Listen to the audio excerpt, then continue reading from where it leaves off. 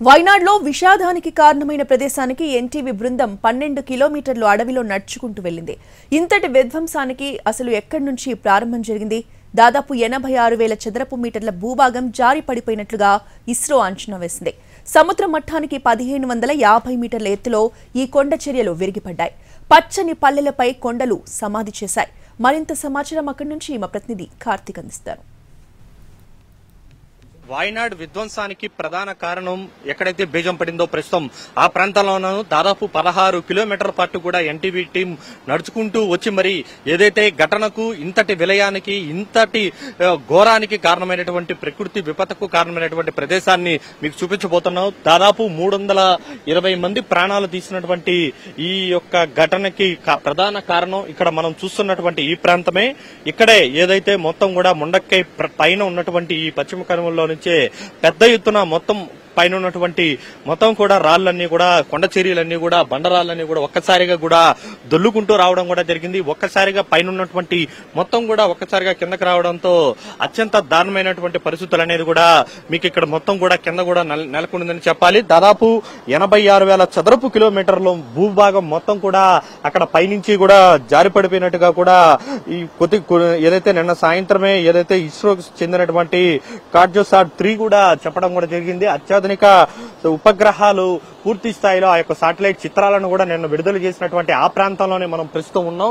దాదాపు 1 కాదు 2 కాదు 86,000 చదరపు కిలోమీటర్ల కొద్దీ కూడా ఉన్నటువంటి కొండ మొత్తం కూడా పూర్తి స్థాయిలో ఒక్కసారిగా కూడా ఒక పెద్ద కొండ మొత్తం కూడా ఒక్కసారిగా ఈ యొక్క 4 గ్రామాల మీదకు కూడా పడి రావడంతోనే ఈ ఘటన జరిగినట్టుగా కూడా తెలుస్తుంది. మొదట కొండ చర్యలు ఒకదాని ఒకటి విరిగిపడటంతోనే పెద్ద పెద్ద బండరాలన్నీ కూడా ఒక్కసారిగా దొల్లుకుంటూ వచ్చాయి. ఒక్కసారిగా కూడా ఈ యొక్క లోభాగం అనేది ఏదైతే ఉందో పైనుంచి కొండ కింద నుంచి వరకు అప్పటి వరకు సమాంతరంగా ఉన్నటువంటి ఆ కొండ మొత్తం కూడా ఒక్కసారిగా పైనుంచి బండరాలు పడడంతో ఒక పెద్ద గోతి అనేది కూడా ఏర్పడింది. 1 కాదు 2 కాదు దాదాపు 500-600 అడుగులు లోతు పైనే పెద్ద ఎత్తున ఒక పెద్ద గొయ్యి పడి అక్కడి నుంచి మొత్తం ఊర్లు కొట్టుకోబోయేలా కూడా పైనుంచి ఉన్నటువంటి వర్షాలకు కురిసినటువంటి వరదలన్నీ కూడా పైనుంచి రావడం కూడా జరిగింది. చిన్న చిన్న చెక్ డ్యాములన్నీ కూడా ఉన్నాయి. ఆ చెక్ డ్యాములన్నీ కూడా కొట్టుకొని వచ్చి ఇలాగా మనం చూస్తున్నటువంటి విజువల్స్ ఎవరు కూడా ఇప్పటి వరకు రాలేదు. కేవలం ఎన్డీఆర్ఎఫ్ టీం మాత్రమే ఇక్కడికి చేరుకోవడం కూడా జరిగింది.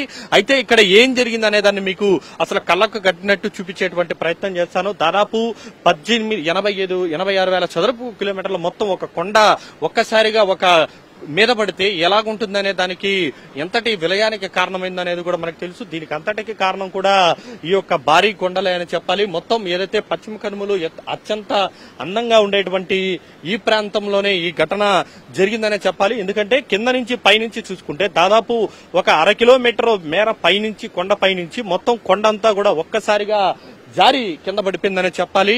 సో దాని కారణంగానే ప్రమాద తీవ్రత అనేది కూడా ఎక్కువగా అయిందని చెప్పాలి. దీనివల్ల మొదట ఈ యొక్క ముండక్కై ప్రాంతంలో ఘటన జరిగింది. ఈ చుట్టుపక్కల ఇల్లులన్నీ కూడా కింద ఉన్నాయి. దాదాపు నేనున్నది దాదాపు 500 అడుగులు పైన ఉన్నాను. కానీ 500 అడుగులు కింద వరకు కూడా మొత్తం ఉన్నటువంటి ఇల్లులన్నీ కూడా పూర్తి స్థాయిలో మొత్తం కూడా తుడిచిపెట్టుకోపోయినటువంటి పరిస్థితి.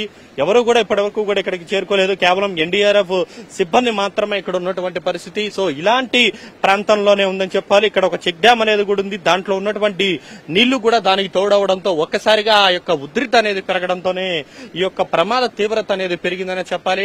అత్యంత అందమైనటువంటి కనుమలుగా చెప్పుకునేటువంటి వాయనాడ్లో గతంలో 2018లో కూడా ఇదే తరహాలో ఘటన జరిగింది. ఇప్పుడు తిరిగి అలాంటి ఘటనకు ప్రధాన కారణం మాత్రం కొండ చర్యలు విరిపడటమే. మనం ఉన్నటువంటి ఈ ప్రాంతం అనేది మొత్తం కొండ అంతా కూడా ఒక కొండ మొత్తం కూడా ఉన్నటువంటి రాళ్లన్నీ కూడా కిందకి రావడం, కిందకు వచ్చి మొదట ఈ యొక్క ముండక్కై గ్రామాన్ని ఏమీ లేకుండా తుడిచిపెట్టుకోబోయింది. ఏ స్థాయిలో ఒక పెద్ద లోయి ఏర్పడింది అనేది కూడా చూడొచ్చు. ఆ బండరాళ్ల తీవ్రత అనేది ఏ స్థాయిలో ఉంటే ఇంత పెద్ద 500 అడుగులు లోతులో ఉన్నటువంటి ఒక పెద్ద గొయ్యి ఏర్పడుతుందంటే మనం అర్థం చేసుకోవాలి. సో మొత్తం ఇలాగా ఒకదాని తర్వాత మొదట ఈ యొక్క ముండక్కై గ్రామం అనేది ఏమీ లేదు. ప్రస్తుతం మనం చూస్తున్నటువంటి ఈ ప్రాంతం అంతా కూడా మీకు కనబడుతున్నటువంటి ఈ ప్రాంతం అంతా కూడా మొన్నటి వరకు కూడా ఇక్కడ ఇల్లులు ఉండేవి. ఎంతో సస్యశ్యామలంగా మొత్తం ఆ వేలాది కుటుంబాలు ఇక్కడ ఉండేవి. ఆ ముండక్కై గ్రామంలో దాదాపు ఇక్కడే 600 మంది కార్మికులు మనం చూస్తున్నటువంటి ఈ ప్రాంతంలోనే తేయాకు తోటల్లో పనిచేసేవారు. మొత్తం మొత్తం తేయాకు తోటను కొట్టుకుపోవడమే కాకుండా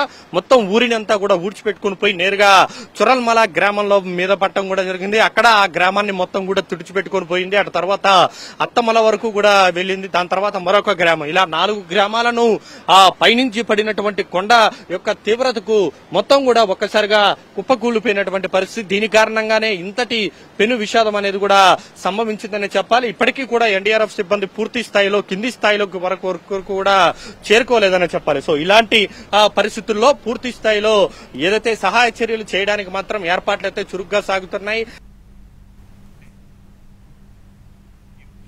వైనాడు ప్రమాదానికి కారణాలను అన్వేషిస్తోంది కేరళ ప్రభుత్వం. సర్వే ఆఫ్ ఇండియా టీం సభ్యులు కొండల్ని డ్రోన్ ద్వారా చిత్రీకరించారు. ఘటన ప్రాంతంలో డ్రోన్ సర్వే ఎలా జరుగుతోంది, అక్కడి నుంచి డీటెయిల్స్ ని మా రిపోర్టర్ కార్తిక్ అందిస్తారు. అసలు వయనాడు ప్రమాదానికి గల కారణాలను ఏదైతే కేరళ ప్రభుత్వం కూడా అన్వేషిస్తుంది. ప్రస్తుతం నేను ఏదైతే ప్రమాదానికి జరిగినటువంటి ప్రాంతంలో ఉన్నటువంటి ముండక్కైలోనే ఉన్నాను. ఎక్కడైతే మొత్తం ఈ కనుమలన్నీ కూడా ఒక్కసారిగా మొత్తం కొండలన్నీ కూడా ఒక్కసారిగా కూడా కొట్టుకుని కిందకు రావడం కూడా జరిగింది. దీని కారణంగా ఒకదాని తర్వాత ఒకటి కొండ చర్యలు విరిగి పడుతున్నట్టు కొద్దీ కూడా కింద ఉన్నటువంటి ముండక్కై గ్రామం అనేది కూడా ప్రస్తుతం పూర్తిగా ఏదైతే రాళ్లతో సమాధి అయిపోయినటువంటి పరిస్థితి. ఈ నేపథ్యంలో దాదాపు 320 మందికి పైగా కూడా చనిపోవడం కూడా జరిగింది. వేలాది మంది గల్లంత అయినటువంటి నేపథ్యం. ఎక్కడ చూసినా కూడా మొత్తం కూడా శిథిలాలే మనకు కనబడుతూ ఉంటాయి. మీకు కనుచూపు మేర మన ఎన్టీవీ కెమెరా చెంచయ్య ఎక్కడ తిప్పినా కూడా మీకు కనబడేది మొత్తం కూడా శిథిలాలతో ఉన్నటువంటి ప్రాంతాలు కనబడుతున్నాయి.